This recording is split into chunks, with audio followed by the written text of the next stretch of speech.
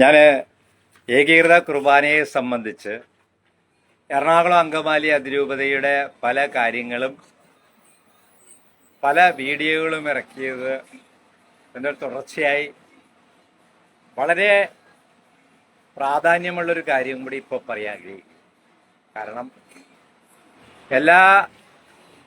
എൻ്റെ ഈ 65 വയസ്സിൻ്റെ ഇടയ്ക്ക് മുഴുവൻ നോമ്പുകളും കൃത്യമായി നോക്കുകയും അതുപോലെ ഗൾഫിലായിരുന്നപ്പോൾ പോലും നോമ്പൊക്കെ നോക്കി സഭയുടെ ചട്ടക്കൂടും നിയമങ്ങളും അനുസരിച്ച് പോകണമെന്ന് ആഗ്രഹിക്കുന്ന ആളാണ്. ഇനി 1-ാം തീയതി തൊട്ട് നമ്മൾ നോമ്പ് നോക്കാനുള്ള, അപ്പോൾ കടുത്ത ഭാഷ ഇനി അങ്ങോട്ട് ഉപയോഗിക്കാനും പാടില്ലല്ലോ. ഇത് ഇപ്പം പ്രധാനമായിട്ട് ഇപ്പോൾ വരാൻ കാരണം, ഇപ്പം വീട്ടിലെ കാരണവർക്ക് അടുപ്പിലും തൂറാന്ന് പറഞ്ഞാൽ അടുപ്പിലും തൂരാമെന്ന് പറയുന്ന രീതിയായി അല്ലേ. ഇപ്പം എറണാകുളം അങ്കമാലി അതിരൂപതയിൽ നമ്മുടെ തൊട്ടടുത്ത് ഈ കിഴക്കമ്പലം സെൻറ് ആന്റണീസ് പള്ളി ഈ കഴിഞ്ഞ ദിവസം നമ്മുടെ ബഹുമാനപ്പെട്ട മാർ പാംബ്ലാനി പിതാവ് കുദാശാകർമ്മം നടത്തുകയുണ്ടായല്ലോ. നമ്മുടെ പൊന്തിഫിക്കൽ നിയമങ്ങൾ അനുസരിച്ച് അങ്ങനെയുള്ള കർമ്മങ്ങൾ ലംഘിക്കാൻ പാടില്ല. പ്രത്യേകിച്ചൊരു ബിഷപ്പിന് അതൊരിക്കലും കഴിയില്ല, ചട്ടലംഘനമാണ്. അദ്ദേഹം ആ പള്ളി കുദാശ നടത്തിയത് വിശുദ്ധ കുർബാന അർപ്പിക്കാതെയാണ്. സത്യമല്ലേ? ഈ ദൈവജനത്തിൻ്റെ അവകാശമാണ് അവന് അംഗീകരിക്കപ്പെട്ട പരിശുദ്ധ കുർബാന അല്ലേ. നമ്മളെ വിശ്വാസികളാരും ആവശ്യപ്പെട്ടിട്ടല്ലല്ലോ. ഈ മെത്രാന്മാർ എല്ലാ ബിഷപ്പുമാരും തന്നെ ഒരുമിച്ച് എടുത്ത തീരുമാനം, അവർ സൈൻ ചെയ്തിറക്കിയ തീരുമാനം അവർ തന്നെ ലംഘിക്കുന്നു. വേലി തന്നെ വിളവ് തിന്നുന്നു. ശുദ്ധ ആഭാസത്തരം. എന്തൊരു നീതിയുണ്ട് ഇവിടെ, എന്ത് ന്യായമുണ്ട്. ഇതിനെ പ്രതികരിക്കണ്ടേ?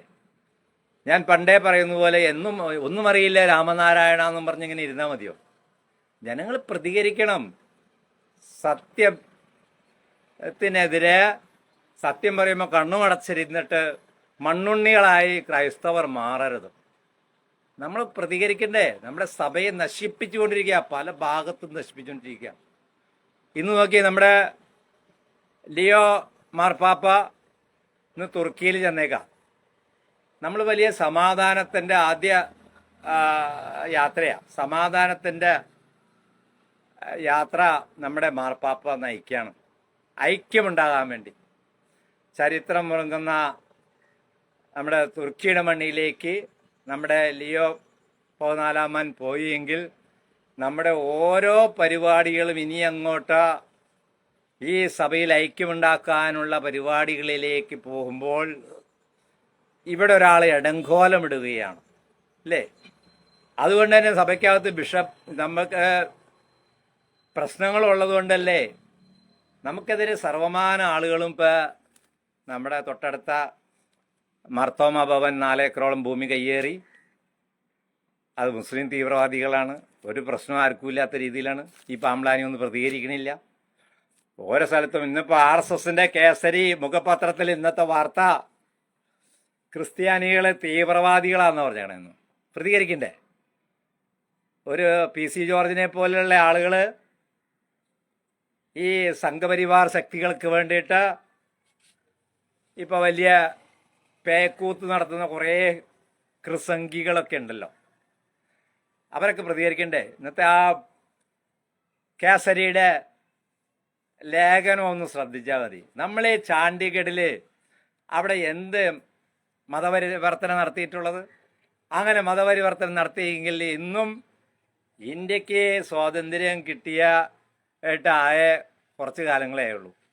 പക്ഷേ നമ്മൾ ഈ മർത്തോമ ക്രിസ്ത്യാനികൾ ഇവിടെ 2000 വർഷങ്ങൾക്ക് മുമ്പ് ഭാരത രാജ്യത്തുണ്ട് എന്നുള്ളതൊരു ചരിത്രമാണ്. അങ്ങനെയൊക്കെയുള്ള ചരിത്രമുള്ളപ്പോൾ നമ്മൾ ഈ പരിപാടിക്കൊന്നും നടക്കുമോ? തീർച്ചയായിട്ടും ഇല്ലല്ലോ.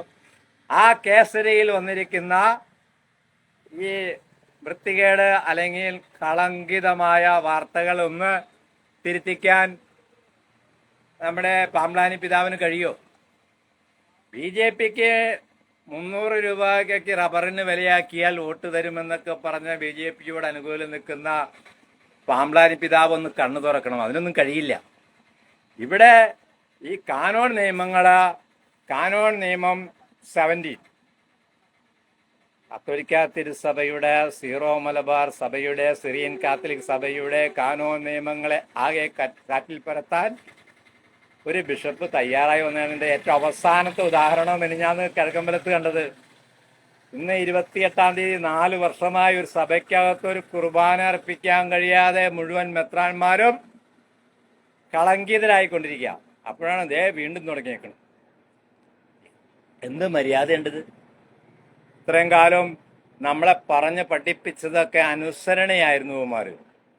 ഇപ്പം ഈ പിതാവിനെ കുറിച്ച് ഇങ്ങനെ പറയേണ്ടി വന്നതിൽ അതിയായ വിഷമമുണ്ട്. ഞാനിന്ന് 12:30 മണി വരെ പിതാവിനെ ഫോൺ ചെയ്ത് നോക്കി. 2 പ്രാവശ്യം നേരിൽ സംസാരിച്ചിട്ടുണ്ട്. അതുപോലെ പല ഘട്ടങ്ങളിലും പിതാവുമായിട്ട് സംസാരിക്കാനുള്ള അവസരം ഉണ്ടാക്കിയിട്ടുണ്ട്. പിതാവ് ഫോൺ എടുക്കണില്ല. വീഡിയോ കോളിലും വിളിച്ചു, പിതാവ് ഫോൺ എടുക്കണില്ല. 12:30 വരെ നോക്കി. ഒരു കാര്യം പറയുമ്പോൾ വസ്തുനിഷ്ഠത വേണമല്ലോ. പിതാവിനോട് എനിക്ക് നേരിട്ട് പറയാലോ എന്ന് എഴുതിയിട്ട് വിളിച്ചു നോക്കിയതാ, കിട്ടിയില്ല. അതുകൊണ്ടാണ് പിതാവ് ചെയ്ത ഈ ലജ്ജാകരമായ നടപടി. തീർച്ചയായിട്ടും അതിൽ പിതാവ് ഈ എറണാകുളത്തെ മക്കളോട് മാപ്പ് പറയണം. പറയുന്നതിൽ വിഷമമുണ്ട്. എൻ്റെ ആത്മീയ പിതാവിനെ, ജോസഫ് പാമ്പ്ലാനി പിതാവിനെ ഇതുപോലെ ആക്ഷേപിക്കുന്നതിൽ വിഷമമുണ്ട്. എന്താ ചെയ്യണേ? അപ്പോൾ പിതാവ് തിരുത്തും എന്നുള്ള പ്രതീക്ഷയുണ്ട്. നമ്മുടെ നിയമവുമില്ല എൻ്റെ പിതാവേ. The right of the faithful, true liturgy, the liturgy decide and laid down church. എൻ്റെ പിതാവിന് ഇതൊന്നും അറിയില്ലേ? വെറും 10ാം ക്ലാസ്സും കുസ്തിയും പഠിച്ചാണ്. എനിക്ക് അത്യാവശ്യം ലിറ്റർജിയെ സംബന്ധിച്ചും കാനോൻ നിയമങ്ങളെക്കുറിച്ചൊക്കെ പിതാവ് പറഞ്ഞാൽ ഞാനതിനെപ്പറ്റി അത്യാവശ്യം എനിക്കും സംസാരിക്കാൻ അറിയാം. ബൈബിൾ വ്യാഖ്യാനം ചെയ്യണമെങ്കിലും കുറച്ചൊക്കെ നമ്മളും പഠിച്ചിട്ടുണ്ട്. ഇതുപോലെ നിരവധി ആളുകൾ പഠിച്ചവരുണ്ട്. ഞങ്ങളെയൊക്കെ പറ്റിക്കുകയാണോ എൻ്റെ ജോസഫ് പാമ്പ്ലാനി പിതാവ്? രാഷ്ട്രീയ പാർട്ടി ഉണ്ടാക്കാം. ഈ പിതാവ് പറയുന്നതൊക്കെ ആക്ഷേപകരമായ കാര്യങ്ങളാണ് അല്ലേ? എന്തൊക്കെ ഇവിടെ പിതാവ് ഒന്ന് എഴുന്നള്ളിക്കുന്നത്? പിതാവിന് കുറേ റാമുളികളും കുറേ ശിങ്കിടികളും ഉണ്ട്. ഏതപ്പ കോതമംഗലം എന്ന് പറയുന്ന കുറേ ആളുകളും. അവർക്കിപ്പോൾ എന്ത് കാനോൻ നിയമം? കാട്ടുകോഴിക്ക് എന്ത് സംക്രാന്തി? അതല്ലേ? അപ്പോൾ അവർക്ക് കാണുന്നിടത്ത് കയറി ചവിട്ടും കുത്തും പാലും ലഹളയൊക്കെ ഉണ്ടാക്കുന്ന കുറേ തെമ്മാടി കൂട്ടങ്ങളല്ലേ അതിന് കൂട്ടുവെക്കുന്നത്? പിതാവിന് എന്ത് യോഗ്യതയുണ്ട് അവിടെ വന്ന ഒരു നിയമാനുസൃതമുള്ള കുർബാന കിഴക്കമ്പലത്ത് ചെല്ലാതെ ആ ചടങ്ങ് ആശീർവദിച്ച് പോകാൻ എന്ത് നിയമം? നമ്മുടെ ജനാധിപത്യപരമായ നിയമമോ അല്ലെങ്കിൽ നമ്മുടെ സഭയുടെ നിയമമല്ലോ ഉണ്ടോ? ഒരു നിയമമില്ലാതെയൊക്കെ അതിനെ കാറ്റിപ്പറത്തിക്കൊണ്ട് ഈ പാവപ്പെട്ട വിശ്വാസി മക്കളെ ഒക്കെ ചതിച്ചതിൻ്റെ ഉത്തരവാദിത്വം ഒരു കാലത്ത് പിതാവ് മറുപടി പറയേണ്ടി വരും. മാർപ്പാപ്പ അംഗീകരിച്ച നടപടിയിൽ നിന്ന്, ലൈവായി പറഞ്ഞ നടപടിയിൽ നിന്ന് എൻ്റെ പിതാവ് പുറകോട്ട് പോയി ആളുകളെയൊക്കെ പറ്റിക്കുന്നത് അതിയായ വിഷമം രേഖപ്പെടുത്തിക്കൊണ്ട് ഞാൻ നിർത്തട്ടെ. എല്ലാവർക്കും നന്ദി. ജയ് ക്രൈസ്റ്റ്.